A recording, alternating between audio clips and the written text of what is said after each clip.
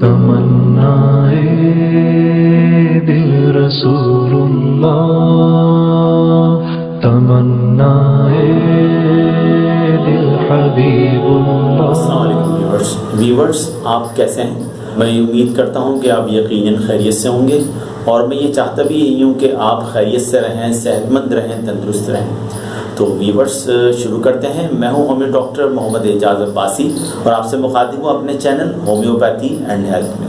Viewers, افسردگی، گھبراہٹ، ذہنی دباؤ، پژمردگی کے الفاظ جب بھی سامنے آتے ہیں تو ہمارے سامنے ایک ہی کیفیت آتی ہے، اور وہ کیفیت ایک بیماری میں اس وقت تبدیل ہو جاتی ہے کہ جب ان کیفیات کو کہ جن کو ابھی میں نے بیان کیا تبدیل نہ کیا جائے، ان میں تبدیلی لانے کی کوشش نہ کی جائے، اور جب یہ کیفیات بہت زیادہ بڑھ جاتی ہیں تو پھر یہ ڈپریشن کی بیماری کہلاتی ہے۔ ڈپریشن یا افسردگی ایک کرونک، دیر تک چلنے والا مگر قابل علاج مرض ہے۔ اس میں مریض کو اداسی، افسردگی، بیکارگی کے احساس، نا امیدی، کسی کام میں دلچسپی کی کمی اور زندگی میں بے مقصدیت کا سامنا کرنا پڑتا ہے۔ ویورز، اب ہم یہ دیکھتے ہیں کہ اس کی ٹائپس کتنی ہیں۔ Most common types of depression میں major depressive disorder, persistent depressive disorder, bipolar disorder, seasonal department and post psychotic depression آتے ہیں۔ ڈپریشن ایک عام اور سنگین طبی بیماری ہے جو نیگیٹیولی افیکٹ کرتی ہے کہ آپ کیا محسوس کر رہے ہیں، آپ کیا سوچ رہے ہیں اور کیا کر رہے ہیں۔ خوش قسمتی سے یہ قابل علاج ہے۔ یہ اس عارض میں مبتلا شخص کی جسمانی اور جذباتی پریشانی کو بڑھا سکتی ہے اور اس کی کام کرنے کی پرسنل ایبلٹی کو گھٹا سکتی ہے۔ ابتدائی مراحل میں اس میں مبتلا شخص کو ڈپریشن کا پتہ ہی نہیں چلتا جب تک کہ اس کے مضمرات واضح نہیں ہو جاتے۔ اکثر اس میں مبتلا اشخاص اسے نظر انداز کر دیتے ہیں اور اسے اپنی نفسیات کا حصہ سمجھتے ہیں۔ اس طرح سے یہ اور بھی مشکل صورتحال سے دوچار ہو جاتے ہیں۔ ایک ریسرچ کے مطابق اس مرض کا شکار زیادہ تر ترقی یافتہ ممالک کے لوگ ہیں۔ ڈپریشن مشکلات، پریشانی و دیگر مسائل کی وجہ سے درپیش آتی ہے۔ طبی اعتبار سے اداسی، افسردگی اس وقت ڈپریشن کی بیماری کہلانے لگتی ہے جب اس کا احساس بہت دنوں تک رہے اور ختم ہی نہ ہو۔ اداسی کی شدت اتنی زیادہ ہو کہ زندگی کے معاملات متاثر ہونے لگیں۔ ماہرین کے مطابق پاکستان کی 34% آبادی ڈپریشن کا شکار ہے۔ دوسری جانب ڈپریشن کا علاج کرنے والے ماہرین نفسیات کی تعداد بہت کم ہے، اور یعنی مثال کے طور پر 20 لاکھ کی آبادی پر صرف 20 لاکھ کی آبادی کو صرف 40 ماہرین نفسیات میسر ہیں۔ ویورز، یہ تو تھی ڈپریشن کی انفارمیشن کہ ڈپریشن کیا ہے۔ اب ہم یہ دیکھتے ہیں کہ اس کے سائن اینڈ سمٹمز کیا ہیں۔ اگر کسی میں 3 سے 5 یا اس سے زیادہ علامات جو 2 ہفتوں سے زیادہ برقرار رہی ہوں تو اس بات کے امکانات بڑھ جاتے ہیں کہ وہ شخص ڈپریشن کا شکار ہو گیا ہے۔ وہ علامات کیا ہیں اس کے بارے میں ڈسکس کر لیتے ہیں۔ چڑچڑاپن، بے چینی، غصہ آنا اور رونا، خودکشی کے خیالات اور کوششیں، بہت زیادہ یا کم سونا، غمزدہ مزاج، جرم کا احساس، بے بسی، نا امیدی، مایوسی، اکثر تھکاوٹ اور سستی محسوس ہونا، بیکارگی، توجہ میں اور ذہنی استعمال میں دشواری پیش آنا، جنسی تعلقات اور سوشل ایکٹیویٹیز سمیت دیگر سرگرمیوں میں حصہ نہ لینا، فیصلے کرنے میں دشواری، بے خوابی، وزن میں اضافہ، اور ایسی مستقل جسمانی علامات جن کے مستقل علاج کی طرف ہم توجہ ہی نہیں دیتے، جیسے سر درد ہو گیا، ہاضمے کی خرابی ہو گئی اور کرونک پین وغیرہ۔ ویورز، یہ وہ علامات ہیں کہ جو 2 یا 3 ہفتوں سے زائد اگر کسی میں پائی جائیں تو کہا جا سکتا ہے کہ وہ شخص ڈپریشن کا شکار ہو گیا ہے۔ اب آئیے دیکھتے ہیں کہ اس بیماری کی کازز کیا ہیں۔ وہ کون سی ایسی وجوہات ہیں کہ جن وجوہات کی وجہ سے کوئی بھی شخص ڈپریشن کا شکار ہو سکتا ہے۔ اگرچہ ڈپریشن کی عین وجہ اور نوعیت کے بارے میں واضح طور پر نہیں سمجھا جا سکا ہے، مگر پھر بھی یہ ایک ایسی بیماری ہے کہ جس میں دماغ میں موجود ایک کیمیکل عدم توازن کی وجہ سے اس کا سامنا کرنا پڑتا ہے، اور جیسے کہ پہلے ہی بتایا کہ وہ نیورو ٹرانسمیٹر کہلاتا ہے۔ یعنی کہا جا سکتا ہے کہ ڈپریشن دماغ میں موجود بایو کیمیکل تبدیلیوں کا نتیجہ ہے۔ کچھ قسم کی ڈپریشن جینیٹک بھی ہوتی ہے جو خاندانوں میں چلنے کی وجہ سے دیگر خونی رشتوں میں منتقل ہو جاتی ہے۔ ایسے لوگ جن میں خود اعتمادی کم ہے، جو مستقل طور پر خود کو اور دنیا کو مایوسی کی نگاہ سے دیکھتے ہیں، یا جو آسانی سے اسٹریس میں مبتلا ہو جاتے ہیں، وہ اکثر ڈپریشن کا شکار ہو جاتے ہیں۔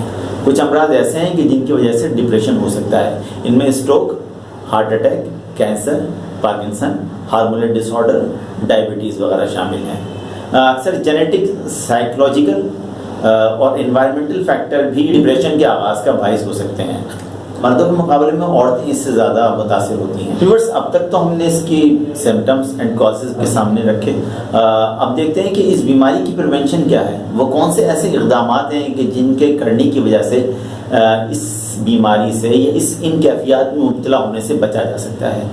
ماہر نفسیات کے مطابق ڈپریشن میں آپ کیسے اپنی مدد کر سکتے ہیں؟ اگر آپ نے کوئی بری خبر سنی ہے تو ضرور کسی بھی قریبی شخص سے شیئر کریں، اپنے احساسات بتائیں، کیونکہ اکثر بتانے سے، رو لینے سے یا بار بار دہرانے سے دل کا بوجھ ہلکا ہو جاتا ہے۔ نیند پوری کرنے کی کوشش کریں، نیند نہ آئے پریشان نہ ہوں، آرام سے لیٹے رہیں، کوئی کتاب پڑھ لیں، موٹیویشنل اسپیچ سن لیں، اس سے سٹریس کم ہوگا اور آپ کو سکون ملے گا۔ مایوس نہ ہوں اور آپ یہ سوچیں کہ آپ جس تجربے سے گزر رہے ہیں اس سے اور لوگ بھی گزر چکے ہیں، ایک نہ ایک دن یہ کیفیت ختم ہو جائے گی اور آپ اس کیفیت سے چھٹکارا حاصل کر لیں گے۔ کسی بھی قسم کی 20 منٹ سے لے کر آدھے گھنٹے کی ورزش آپ کے لیے بہت مفید ثابت ہو سکتی ہے۔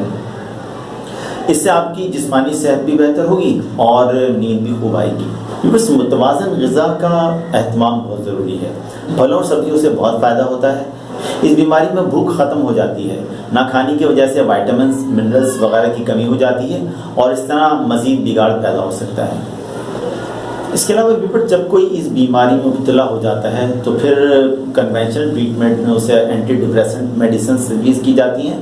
ان ادویات سے افسردگی تو کم ہوتی ہے اور حالات کا مقابلہ کرنے کی صلاحیت بھی بڑھتی ہے، مگر ان ادویات کا فائدہ 2 سے 3 ہفتوں بعد شروع ہوتا ہے اور نیند بہتر ہوتی ہے، لیکن کئی ہفتے لگ سکتے ہیں۔ انسان کے دماغ میں کئی کیمیکلز موجود ہوتے ہیں، لیکن ڈپریشن میں 2 خاص کیمیکلز کی کمی ہوتی ہے، جن میں سیروٹونن اور نور ایڈرینالین کہتے ہیں۔ اینٹی ڈپریسنٹ میڈیسن سے ان کیمیکلز کی مقدار دماغ میں بڑھ جاتی ہے۔ اب دیکھتے ہیں کہ اینٹی ڈپریسنٹ میڈیسنز کے جو سائیڈ ایفیکٹس ہیں وہ کیا ہوتے ہیں۔ متلی ہو سکتی ہے، بے چینی، منہ میں خشکی اور قبض کی شکایت ہو سکتی ہیں۔ بعض ادویات سے نیند بہت زیادہ آتی ہے، اس لیے گاڑی اور مشینری وغیرہ چلانے میں احتیاط سے کام لیا جائے۔ اس کے علاوہ اگر پیشنٹ نشہ کرتا ہے تو اس سے میڈیسنز کے اثرات کا پورا فائدہ نہیں اٹھایا جا سکتا۔ WHO کے مطابق globally more than 380 million people of all ages suffer from depression۔ Depression دنیا بھر میں معذوری کی ایک بڑی وجہ ہے، جبکہ ڈپریشن کے لیے سائیکولوجیکل اور فارماکولوجیکل ٹریٹمنٹ موجود ہے۔